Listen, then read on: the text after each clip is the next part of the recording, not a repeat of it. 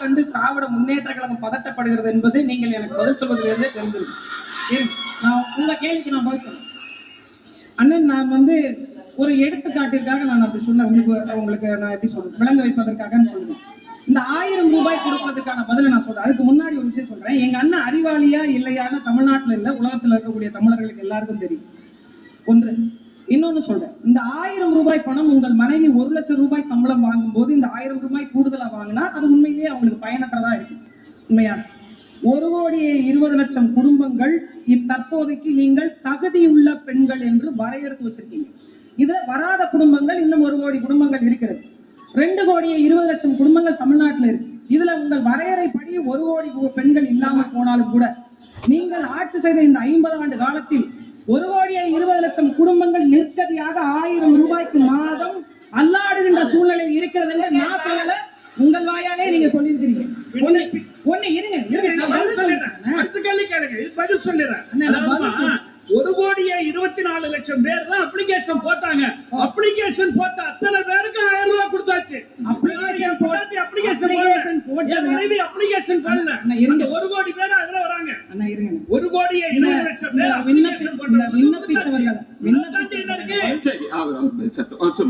நீங்க ஒரு கேள்வி சொல்லிட்டீங்கன்னா அவர் பேசட்டும். அடுத்து 1,20,00,000 குடும்பத்துல கிட்டத்தட்ட நீங்க கொடுக்க அந்த முதல்ல ஒரு 7 மாதத்திற்கு நீங்க கொடுத்தீங்க. அப்ப 7,000 கோடி. அப்ப 1 லட்சம் 1 கோடி குடும்பத்துக்கு தான் கொடுத்தீங்க. அப்ப 7,000 கோடி. ஒரு உண்மையிலேயே ஒரு ஆக சிறந்த ஒரு அறிவாளி ஒரு பசிக்கு மீனை கொடுப்பானா, மீன் பிடிக்க கற்று தருவானா? பதில் சொல்லுங்க. 7,000 கோடி உங்கள் கைகளில் இருக்கிறது என்றால் ஒரு வட்டம் இருக்கிறது, ஒரு வட்டாட்சியர் அலுவலகத்துக்கு உட்பட்ட ஒரு வட்டம் இருக்கிறது, அல்லது ஒரு ஊராட்சி ஒன்றியங்கள் இருக்கிறதுன்னா அங்க நிலம் வளம் சார்ந்த குறு தொழில்களை உருவாக்கி ஒரு 4,500 ரூபாய் உழைப்பிற்கேற்ற சம்பளம் கொடுப்பது சரியா, அல்லது 1000 ரூபாய் ஓட்டுக்கான முன்பணமாக லஞ்சம் கொடுப்பது சரி?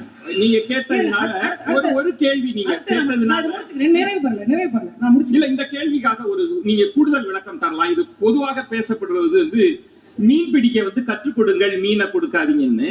அமர்த்தியா சென் என்ன சொல்றாருன்னா, மீன் பிடிக்க கற்றுக்கொள்ளுகிற வரைக்கும் அவன் உயிரோட இருக்கணும், அவனுக்கு மீன் கொடுக்கணும்.